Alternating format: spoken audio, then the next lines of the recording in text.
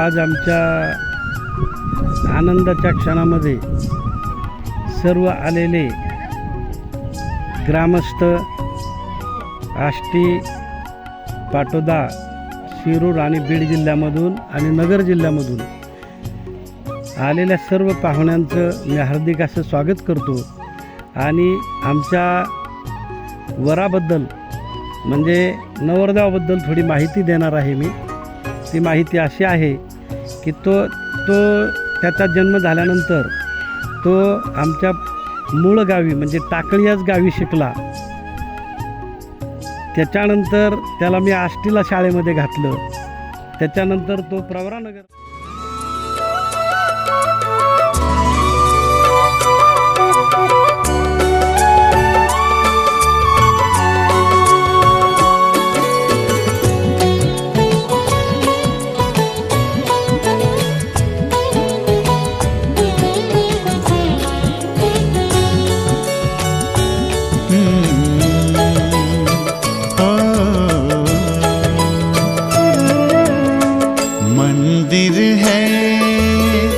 मंदिर है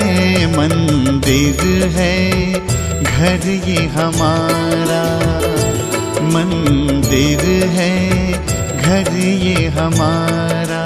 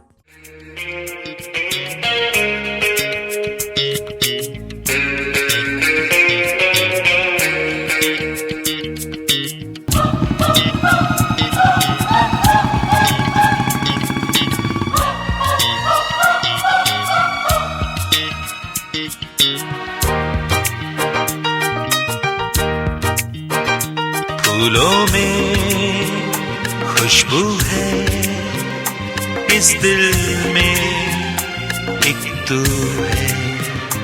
जन्मों के साथ हम साथ साथ हैं, जन्मों के साथ हम साथ साथ हैं.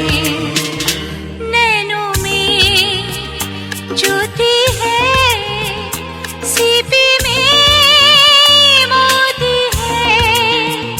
जन्मों के साथ हम साथ साथ हैं, जन्मों के साथ हम साथ साथ हैं.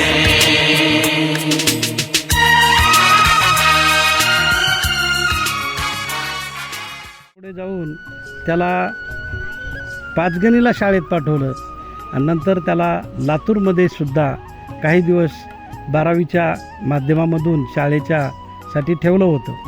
त्यानंतर पुढे त्याचं शिक्षण MBBS हे सोलापूरला झालं आणि त्याच्या पुढे जाऊन तो सध्या जे काही करतो आहे तो रुबीमध्ये काम करतो आहे. निश्चित तो सुरुवातीला लहान असताना शाळेची आवड नव्हती, परंतु तो आज डॉक्टर झाला याचा अभिमान आमच्या चौधरी कुटुंबियालाच नाही तर सर्व ग्रामस्थांना, त्याचप्रमाणे आमच्या सर्व नातेवाईकांना, आमच्या मित्रमंडळींना सर्वांना त्याचा अभिमान वाटतो. आणि त्याचा आज या ठिकाणी शुभमंगल होत आहे म्हणजे 2 हाताचे 4 हात होणार आहेत एवढीच या ठिकाणी त्याला शुभेच्छा देतो आणि बाकी या ठिकाणी थांबतो.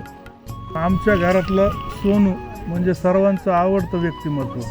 तो आमच्या कुटुंबामध्ये सगळ्यात हुशार मुलगा आहे. आज आमच्या घरामध्ये शिक्षण क्षेत्रामध्ये सर्वात जास्त शिक्षण घेतलेला म्हणजे आमचा सोनू आहे. डॉक्टर प्रशांत उर्फ सोनू हा माझा मोठा भाऊ आहे. डॉक्टर प्रशांत यांनी आमच्या फॅमिलीमध्ये एज्युकेशनसाठी फाउंडेशन सेट केलेलं आहे. त्या आधारे आम्ही सगळे भाऊ शिकलेलो आहोत. बद्दलचा तो किस्सा आठवतो का? जेव्हा आम्ही सुट्टीला आलो होतो, मामा ट्रॅक्टर शिकत होते. हां. ट्रॅक्टर शिकता शिकता त्यांनी झाडावर घातलेला ट्रॅक्टर. हो का?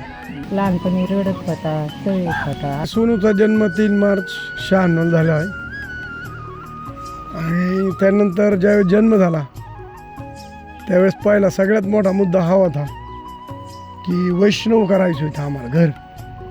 त्यामुळे त्याला 5वीच्या दिवशीच माळ घालण्यात आली. त्यालाच काय पण आमच्या 3ही मुलांना 5वीच्या दिवशी माळ घातलेल्या आहेत. त्यामुळं संस्कार चांगले लागले, शिक्षणात अडचण आल्या नाहीत. असं आहे, पाहिजे तिथं शिकण्यास तयार झाला. एक तो साधारण आमचे आई त्यांना आष्टीला घेऊन शाळेमध्ये जायच्या नानी, तर तो बसत नव्हता. जर बसला तर आतलं शिकलेलं आमच्या नानींचं टोटल पाठ झालं होतं इंग्लिश मीडियम. आणि त्यानंतर मग तो हळूहळू शिकला, शाळेत बसायचं शिकला.